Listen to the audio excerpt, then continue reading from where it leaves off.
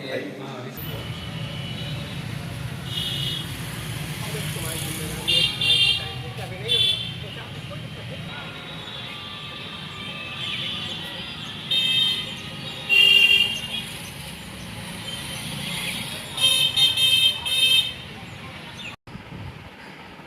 के आंदोलन के में जो देश की बेड़ियां तोड़ने के लिए जो पूरा देश व्याकुल था और अपनी कुर्बानियां और जेल भर रहा था, उसी बीच में ये 9 अगस्त 1925 को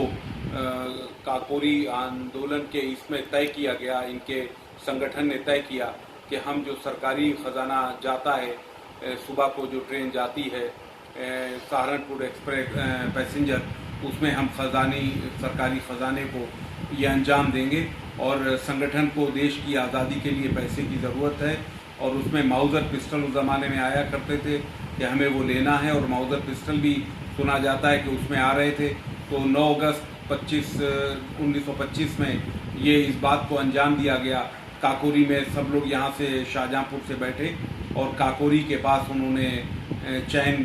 को खींची और 10 लोग उसमें मौजूद थे और सबसे उन्होंने ये कहा कि हम किसी भी पैसेंजर से हमारी कोई रंजिश नहीं है और वो लोग आराम से बैठे रहें, हमारी लड़ाई ब्रिटिश हुकूमत से है और इन्हें हमें कमज़ोर करना है, इसलिए सब लोग खामोश बैठे रहे और उस काम को अंजाम दिया गया संगठन के लोगों ने। और पूरे देश में इस घटना से ब्रिटिश हुकूमत हिल गई और उस तरीके से उनकी बाद में ये लोग वहाँ से फरार हो गए और उसके बाद वहाँ से शुरुआत हो गई उनकी गिरफ्तारी की।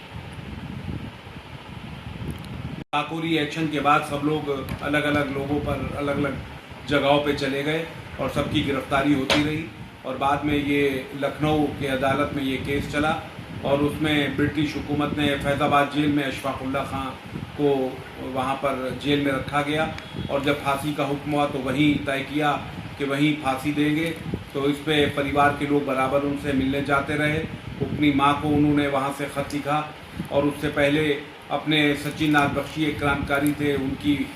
बहन को, दीदी को एक ख़त लिखा जो मेरे पास मौजूद है। और उसके बाद उन्होंने वहाँ पर बहुत, क्योंकि अशफाक़ुल्लाह खां पंडित राम प्रसाद बिस्मिल कवि भी थे और शायर भी थे। अशफाक़ुल्लाह कवि और शायरी करते थे, मुल्क की आज़ादी के लिए गाने गाते थे और ख़ास तरीके से ये कहा था उन्होंने कि तंग आकर हम भी उनके जुल्मों